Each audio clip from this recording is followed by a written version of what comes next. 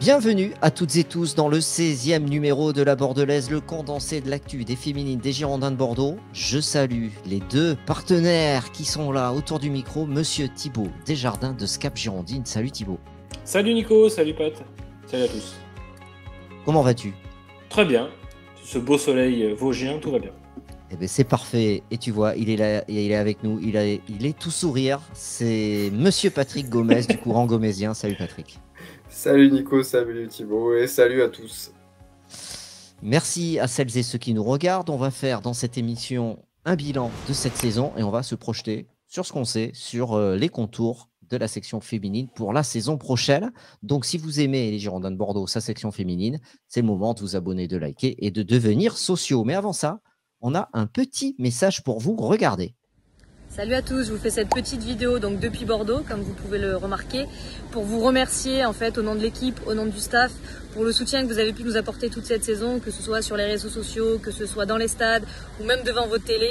Merci beaucoup, ça aurait certainement été encore plus compliqué sans vous. Donc voilà, un grand merci et on aura encore besoin de vous la saison prochaine. Bye bye. Voilà, message de la capitaine Andrea Lardès qu'on remercie pour cette belle saison et sa fidélité au club des Girondins de Bordeaux. Messieurs, on commence avec le bilan de la saison. 7e de D1 Arkema, championnat qui est composé de 12 clubs, 7 victoires, 6 nuls, 9 défaites, une différence à -7. Ça, c'est le bilan comptable. Qu'est-ce que vous retenez, messieurs? Allez, pour changer, on commence par toi, Thibaut, on t'écoute. Qu'est-ce que tu retiens de cette saison des Girondines? Je retiens une saison, on va dire, honorable, dans le sens où quand on a commencé l'année, la saison, on ne savait pas trop la direction dans laquelle on allait, avec beaucoup de départs à l'intersaison, et pas des moindres, hein, des gros départs. Et puis cette équipe finalement a réussi une phase aller très intéressante, puisque le maintien était, on va dire, quasiment, on était sur des bonnes bases. On a fini la saison un petit peu plus difficilement, perturbé certainement par les atermoiements autour de la section féminine et de son avenir, on va dire, immédiat. Mais ce que je retiens, voilà, c'est une saison, on va dire, de transition. Pas si mal maîtrisée que ça. Moi, je m'attendais quand même à un peu plus de difficultés. Mais on sent quand même que cette équipe, on a surtout vu que cette équipe, sur l'ensemble de la saison, avait fait preuve de beaucoup de caractère, beaucoup d'abnégation et de travail pour arriver à un résultat qui, ma foi, est certes moyen, hein, parce que si on compare par rapport aux dernières saisons, 7e, c'est une dégringolade, on va dire, en termes d'ambition. Mais compte tenu du contexte et des moyens qui ont été alloués à la section féminine cette saison, je trouve que c'est plutôt pas mal. Il faut quand même rappeler que jusqu'à la mi-janvier, voire début février, on était plus proche du top 5. On avait une ambition peut-être d'aller chercher ce top 5. Bon, ça n'a pas su se faire parce que l'effectif, il y a eu un gros trou d'air au mois de mars. Effectif plus jeune aussi. Voilà, effectif plus jeune, mais de qualité. Voilà. Et on a su peut-être compenser un petit peu les départs avec justement cette jeunesse, cette fougue. Je pense à Maëlle Séguin qui s'est révélée. Il y a d'autres joueuses aussi qui sont sorties, et notamment Patrice Lair a profité de cette fin de saison pour essayer d'en faire jouer un maximum. Fiona Liègre, comment ne pas citer Fiona Liègre. Mais voilà, mais bon. Moi, je suis pas déçu. Voilà, je suis pas déçu. Je suis déçu plutôt de la perte d'ambition de nos dirigeants pour cette équipe. Mais je suis extrêmement fier des joueuses et de ce qu'elles ont accompli cette saison. Saison de transition, nous dit Thibaut. Patrick, quel est ton bilan, toi, de cette saison de la section féminine des Girondins de Bordeaux? Ouais, le bilan, il est positif parce qu'aujourd'hui, 7e, je pense que c'est notre réel niveau. C'est la vraie place à laquelle on devait être. Quand je regarde les clubs qui sont devant nous, Reims, Montpellier, Fleury, PFC, Paris, Lyon, on n'en parle même pas. Finalement, Bordeaux est à sa place. On est en dessous de ces équipes et on est au-dessus de celles qui sont derrière nous. Donc, la saison reflète un petit peu le niveau de l'équipe. Avec tous les départs, j'aurais signé de suite pour une 7e place. Je pense que Patrice Lair aussi, il aurait même signé pour une 10e place. Aujourd'hui, donc elles ont plutôt bien accompli les choses. Elles ont a eu un maintien assez aisé, même s'il y a eu, comme l'a dit Thibaut, ce trou d'air à un moment donné avec un calendrier difficile. Elles ont fini par 2 jolies performances face à Fleury, qui était une équipe encore en course pour la Ligue des Championnes, où elles ont fait un très bon match nul dans un match avec une très bonne ambiance. Il y avait du monde au stade, une équipe très physique, donc qui peut nous poser pas mal de problèmes. Et au final, voilà, on a vu un but encore de Maëlle Garbino qui répondait à Daffer, donc ça a été top. Puis elles ont fini en beauté au Havre, où on a senti qu'elles ont joué relâché et elles ont gagné presque facilement 4-2. Donc ça, c'est très positif pour les joueuses. Aujourd'hui, moi, ce qui est le plus inquiétant, c'est qu'on va avoir une nouvelle vague de départ, mais surtout, on n'a pas de clarté sur le projet, donc on va en parler après. Mais en tout cas, le bilan, aujourd'hui, il est excellent. On aurait pu faire mieux. Il y a 2-3 résultats qui sont dommages, donc je pense qu'on aurait été capable d'aller chercher Reims. La 6e place était à notre portée. Reims est un club un peu plus structuré, avec un projet sportif bien défini, ça a certainement joué à un moment donné dans la saison où elles avaient plus de certitude que nous. Mais en tout cas, comme l'a dit Thibaut, voilà, moi, ce que je retiens surtout, c'est la révélation de certaines jeunes joueuses. On a parlé de Maëlle Séguin, on a parlé de Fiona Lieg, de Marian Elewin, qui a aussi fait une très, très grosse saison. Moi, je vais citer Hilary Dias parce que j'étais très, très sceptique à son arrivée. Mais vraiment, elle revenait de 2 blessures au genou. Je me suis demandé un petit peu ce qu'elle faisait là. Elle avait aucune agressivité. Elle finit la saison, mais en boulet de canon. Elle est tentaculaire, que ce soit au milieu, en défense. J'ai vraiment beaucoup, beaucoup aimé la fin de saison de cette joueuse. Elle est très, très performante. On a vu d'autres jeunes comme Serena Pinto-Zequero qui a été aussi plutôt intéressante quand elle est rentrée. Voilà, il va falloir maintenant capitaliser sur cette expérience qu'elles ont eue cette année pour préparer la saison prochaine. Mais en tout cas, sur une saison de transition, c'est intéressant. Maintenant, c'était des U19 cette année ou l'année dernière, donc il faudra aussi montrer plus de choses l'année prochaine et confirmer. Messieurs, je vais vous demander un coup de cœur pour cette saison. Vous n'étiez pas prévenus, c'est la surprise. Un coup de cœur, que vous ressortez. Moi, je suis quasiment sûr de celui de Thibaut. Donc, Allez, mais Thibaut, on commence par toi. Ton coup de cœur dans cette saison bordelaise. C'est difficile hein, parce qu'il y en a quand même pas mal. Si je veux vraiment être honnête avec moi-même et avec ce que je pense sincèrement de cette joueuse, c'est Julie Dufour. Parce que je trouve qu'elle a été d'une régularité, et je l'ai dit d'ailleurs hein, dans ce que j'ai mis sur Scap Girondine, mais je trouve qu'elle a été d'une régularité totale sur toute la saison. Alors bien sûr, j'aurais pu citer Maëlle Garbino. Après, c'est à moi. Non, mais j'aurais pu citer plein d'autres joueuses, mais cette joueuse-là, pour moi, elle symbolise en fait ce qu'était, et je parle volontairement au passé pour l'instant parce que j'ai pas de preuves sur l'avenir que nous réserve cette équipe, mais on l'a prise, elle était toute jeune et avec l'étiquette d'une joueuse de talent. Voilà, elle avait l'étiquette d'être talentueuse. Elle a mis un peu de temps à s'affirmer, mais sur les 2 dernières saisons, je trouve et surtout sur la saison dernière, elle a fait preuve d'une régularité et d'une constante progression qui, moi, m'a bluffé. Et aujourd'hui, elle part et on peut utiliser le terme de tremplin. Et elle part certainement pour un meilleur club que les Girondins, enfin j'espère pour elle en tout cas, mais complètement transformée par rapport à ce qu'elle était il y a 3 ans.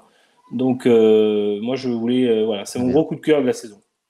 Eh bien, très bien, Julie Dufour. Monsieur Patrick Gomez, on t'écoute pour ton coup de cœur. Alors, du coup, comme je pensais pas qu'il allait citer Julie Dufour, je t'ai coupé l'herbe sous le pied. J'ai fait ouais, mais parce que je pensais que tu allais citer celle que je vais citer, du coup. Donc, ça me va, parce que si on devait faire un classement.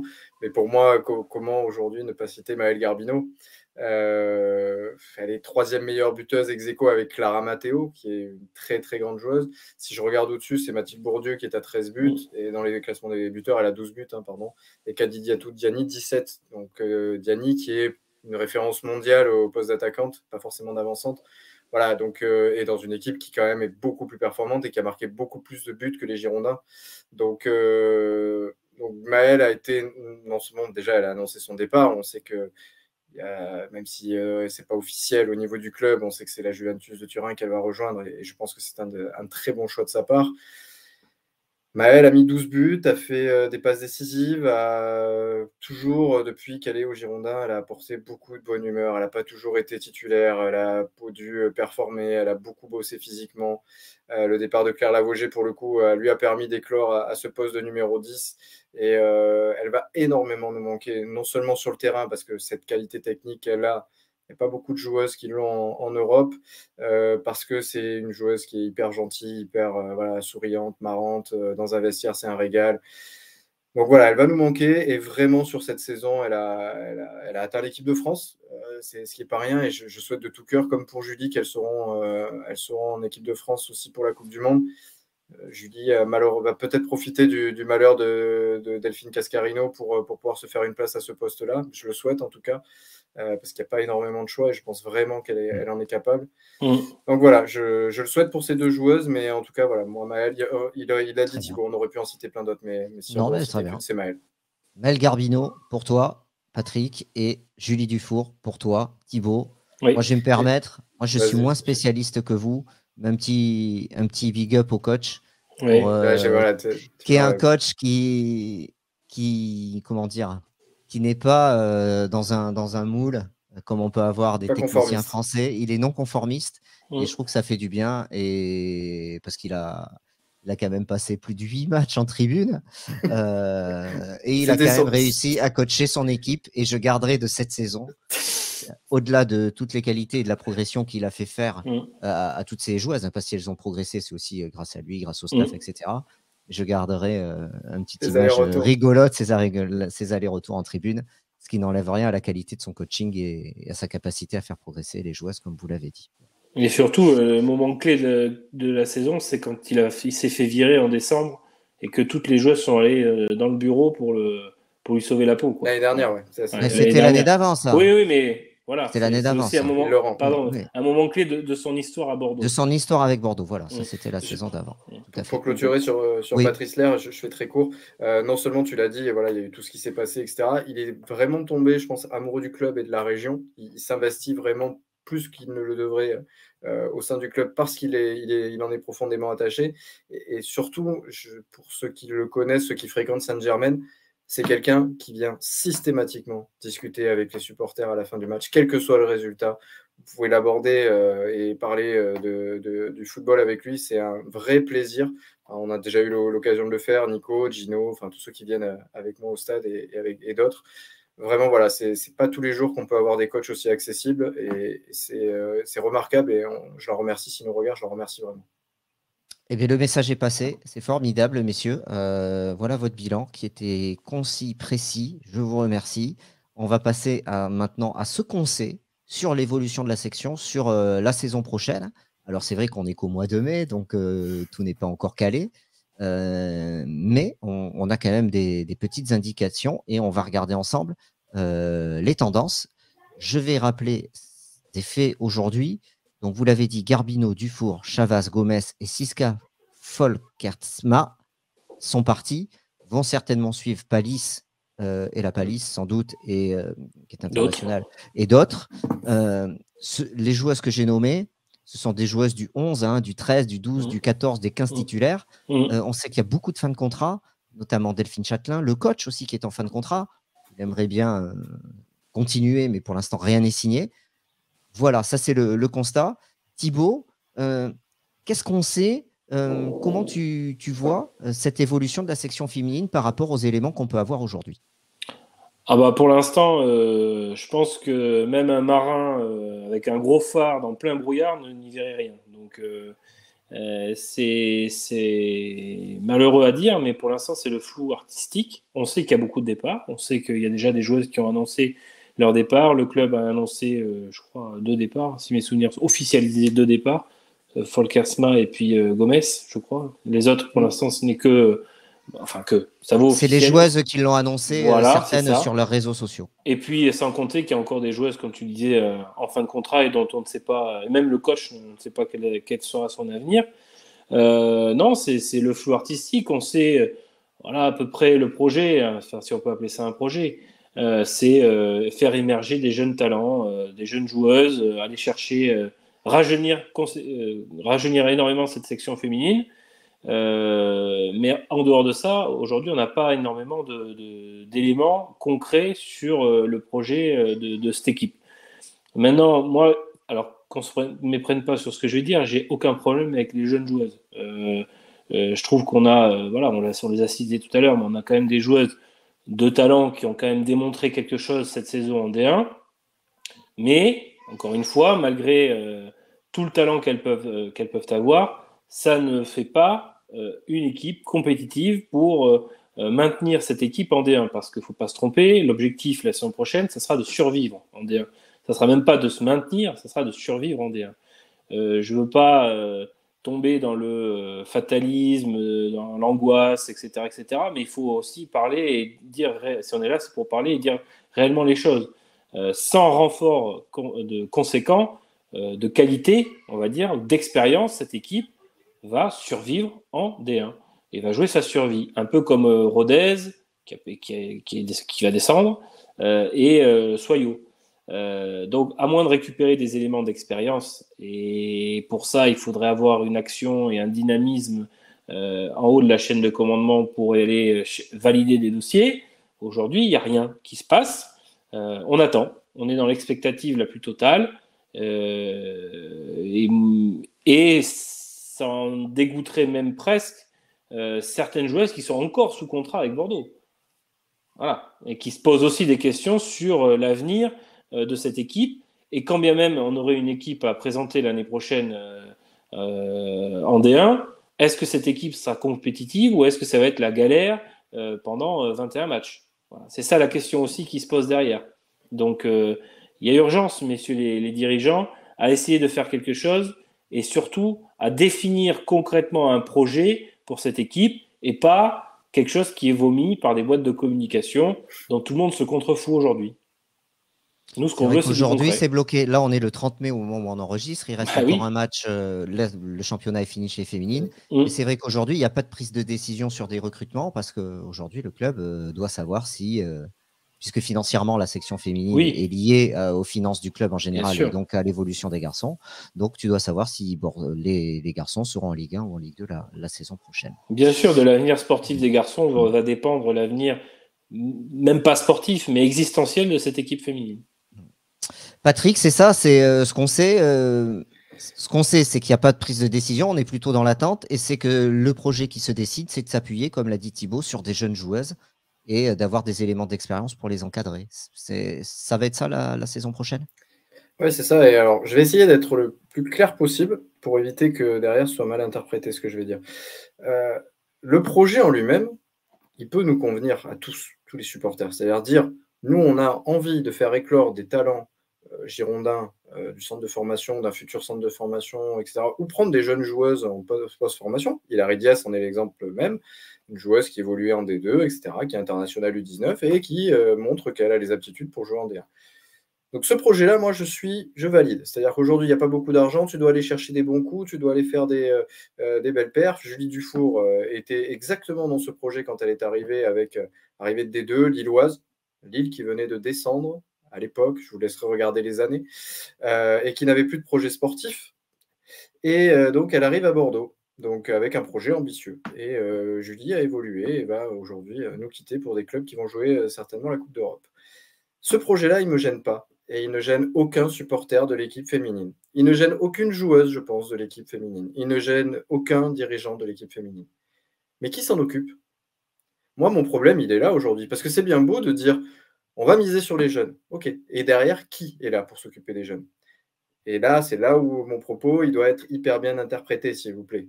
Anne-Mar Lopez, il n'a pas été recruté par Gérard Lopez pour l'équipe féminine. Il ne connaît pas le foot féminin et ce n'est pas un reproche que je lui fais.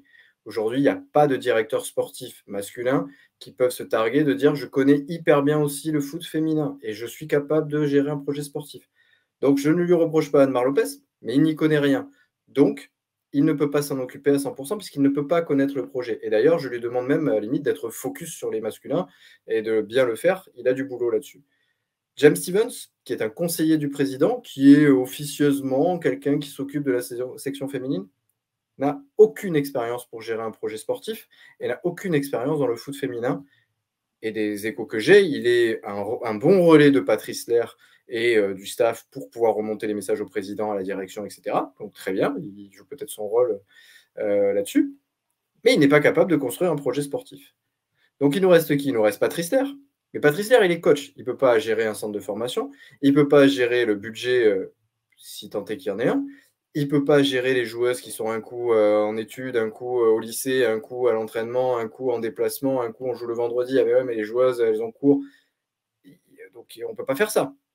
Donc là, ce dont on a besoin, c'est de structurer avec n'importe quel budget, j'ai envie de vous dire. Un coordinateur, comme un peu Ulrich Ramé l'était à l'époque, ou Francisco Fardila avec on va oublier ses qualités à lui. Voilà. Mais aujourd'hui, il faut quelqu'un dédié à la section féminine. Et pour moi, l'exemple à suivre, un coordinateur, un directeur sportif, on l'appelle comme on veut, mais très clair. C'est-à-dire que Reims, par exemple, je vais prendre cet exemple-là, il fonctionne en début de saison. Amandine Miquel et son adjoint, elles ont un budget. Ils ont un budget, pardon. Il ne dépassera pas d'1 centime. Ils font ce qu'ils veulent avec ce budget. Le président de Reims leur laisse carte libre. Ils se débrouillent, ils font signer les joueuses qu'ils veulent, etc. C'est eux qui bossent avec ce budget. Mais au moins, il est clair. Et ils sont 2 à s'en occuper. Donc aujourd'hui, moi, je me dis, pourquoi ne pas faire ça? C'est-à-dire dire à Patrice Lair aujourd'hui, peut-être qu'il ne le veut pas, hein, je n'ai pas discuté avec lui de ça, donc, mais tu es une sorte de manager général de la section féminine. On te renforce son staff. À l'époque, comme Laurent Blanc, hein, il était un peu… C'est ce qu'il a demandé un peu dans une interview, je crois, récemment. Sauf que derrière, il lui faut du monde pour gérer le terrain, pour jouer les joueuses qui sont au pôle espoir, pour gérer les joueuses qui sont encore au lycée. Parce que là, on parle de très jeunes joueuses. Atelus, qui a marqué contre le Havre, elle a 17 ans. Alors, on ne peut pas lui demander aujourd'hui d'être en non-stop aux entraînements et d'arrêter totalement sa carrière. On ne sait pas de quoi elle sera faite. Et même si elle l'arrêtait, même si elle fait 15 ans et une brillante carrière, ce ne sera pas suffisant pour son avenir. Donc, on ne peut pas faire ça à des joueuses. Donc, aujourd'hui, il faut qu'il y ait des gens qui s'occupent à 100% de la section féminine avec un budget défini qui sera celui que souhaite mettre Gérard Lopez, excusez-moi. Et avec ça, au moins, Patrice Lair peut travailler. C'est là, au 30 mai, il serait capable de dire « Ok, mon budget, c'est ça. Peu importe que les garçons montent ou pas, c'est ça. Je vais recruter telle joueuse, je vais faire telle chose, je vais faire telle chose. » J'ai écouté attentivement l'interview de Patrice Lair qu'il avait donnée à TV7, je crois. Si mes souvenirs sont bons, il était intervenu avec Mylène Chavas. 15 jours, 3 semaines à peu près. Où il dit, parce que j'avais pris des notes, donc j'ai un peu écrit, il faudra davantage structurer et travailler mieux. J'ai trop de jeunes joueuses qui travaillent avec moi et qui ont des manques, jeux de tête, technique, etc. Il y a beaucoup de choses à travailler. Je dois le faire mieux, mais ce n'est pas mon travail. Voilà ce qu'il dit. En substance, clairement. C'est-à-dire que lui, il est prêt à prendre sa part, c'est-à-dire intervenir dans la post-formation, on va dire, ou essayer de faire passer, mais à des joueuses qui ont déjà un bagage technique. Ça ne veut pas dire, il ne dit pas que le centre de formation ou les équipes de jeunes travaillent mal. Il dit justement qu'il y a besoin, c'est ce que disait Patrick, il y a besoin d'organisation, il y a besoin de retrouver un schéma de travail commun et cohérent de l'école de foot jusqu'à la section, enfin jusqu'à la D1.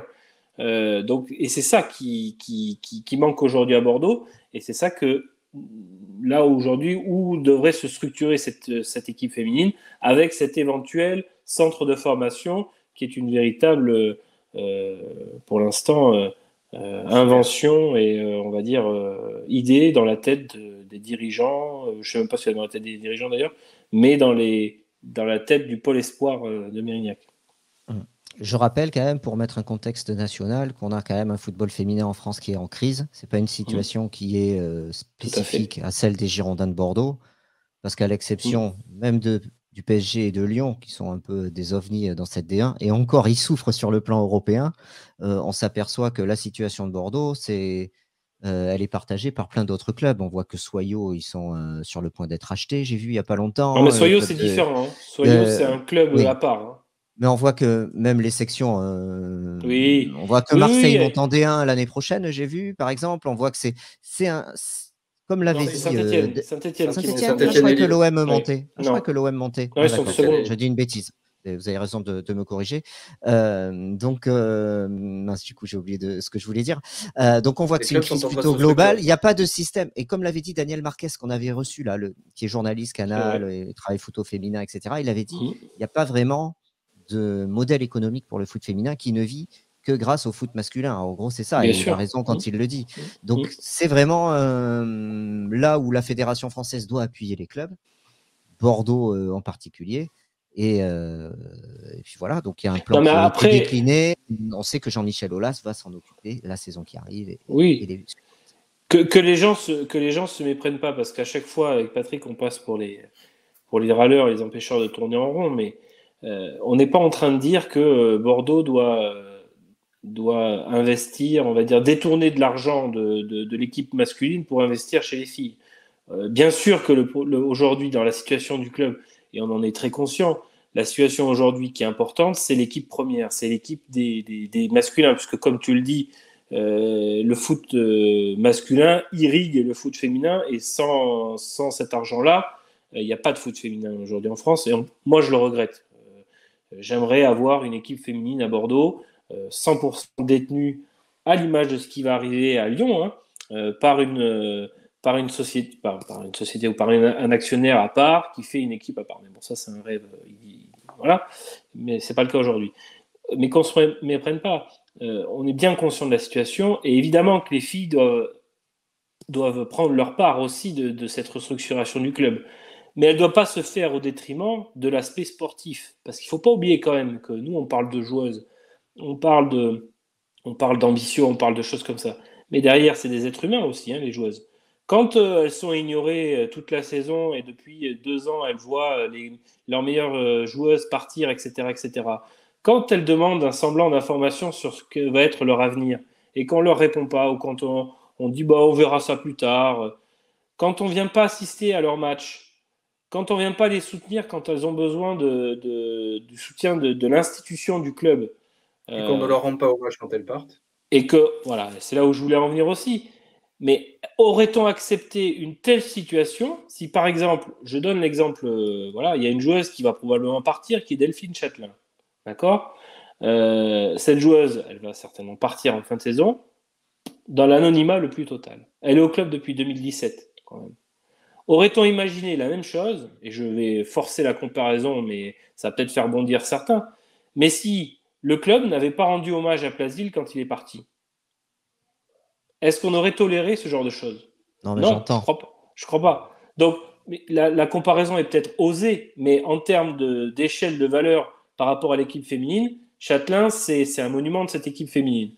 Donc, et j'ose même pas imaginer le jour où Andrea partira, parce que là, je pense que s'il n'y a pas ce qu'il faut, je pense que je vais faire une syncope. Mais bon, ça c'est autre chose. Mais voilà, donc ce que je veux dire, c'est qu'on ne peut pas d'un côté opposer l'argument financier et de l'autre dire, sous prétexte de faire... Parce que le budget de l'équipe féminine, c'est 2 millions d'euros.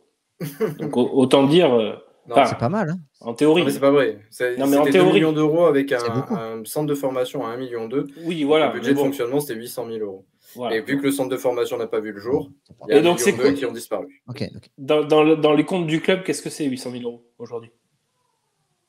Voilà. Ok, bon, vous avez poussé votre petit coup de gueule, on peut dire. Mais respectueusement, moi je suis prêt. Mais c'est vrai que le foot féminin est en crise, et à Bordeaux aussi. Donc c'est général, et en particulier. Et il faut un plan beaucoup plus complet pour essayer de sortir de l'ornière, parce que non seulement on parle de Bordeaux, mais des clubs comme Lyon et Paris, malgré tous les moyens qu'ils ont, souffrent de ce manque d'investissement des instances dans le championnat. Et au final, on est en train de toute l'avance qu'on avait, et il faut rendre grâce à Jean-Michel Aulas là-dessus, parce que même si c'est président de Lyon et qu'on a un problème avec Lyon, mais il a fait beaucoup de travail qui est en train d'être anéanti, parce que toutes les équipes hors France, enfin les équipes européennes plutôt, ont rattrapé leur retard et voire nous dépassent aujourd'hui. Donc oui, le football féminin français est en crise. Et il y a la Coupe du Monde qui arrive. Tout à fait. Dans quelques mois, semaines. Je ne sais pas quelle est la date précise. Vous connaissez peut-être mieux que moi. C'est fin juillet, je crois. Fin juillet, il me semble. Avec la Bordelaise Mylène Chavas qui sera sûrement sélectionnée. Voilà. Peu probable qu'il y en ait d'autres. Mais et la Palisse, je pense. Ouais, et la Palisse, bon, ça serait très bien. Qui a brillé sur le dernier match au Havre. Très, très bon match. Messieurs, c'est terminé. Je vous remercie. On est à 29 minutes. Patrick, un mot de la fin pour toi ? Non, simplement remercier toutes les joueuses qui partent ou qui restent, en tout cas tout ce groupe, parce que ça fait plusieurs saisons que Bordeaux a un groupe formidable de joueuses vraiment de qualité humaine et footballistique au-dessus de la moyenne. Donc voilà, si elles nous regardent, vraiment les remercier parce que c'est un plaisir de venir les encourager à Saint-Germain. Et je vous invite tous à venir le faire au moins une fois, voir ce que c'est. Autant que vous pouvez aller voir des U17, des U19, de la réserve et tout ce que vous voulez. Venez voir ce que ça donne. Faites-vous une idée par vous-même. Je peux vous dire que ça, moi, faites-vous une idée par vous-même. Si vous n'aimez pas, eh bien, écoutez, au moins vous pourrez pas. Vous saurez ce que c'est. Si vous aimez, peut-être que vous nous rejoindrez à la chorale de Saint-Germain. On est au-dessous du banc, on chante et ça nous fait bien marrer avec Gino et avec Ange, avec Cédric, avec tous ceux qui voilà, et tous ceux qui viennent au stade. En tout cas, je les remercie. On crée pas mal d'amitié. Et donc c'était une super saison. Et le dernier mot de ma part pour toi, Nico, je te remercie de nous laisser l'opportunité de faire une émission spécifique sur les féminines. Tu es le seul à laisser cette opportunité-là et je t'en remercie sincèrement. C'est gentil, mais ça me fait plaisir, parce qu'on passe un bon moment à chaque fois quand on la réalise ensemble, et ça me permet de mieux connaître les féminines moi aussi. J'ai pas vu tous les matchs comme vous, mais j'en ai vu quelques-uns. Donc voilà. Tu veux rajouter un petit mot? Merci Patrick. Un petit mot?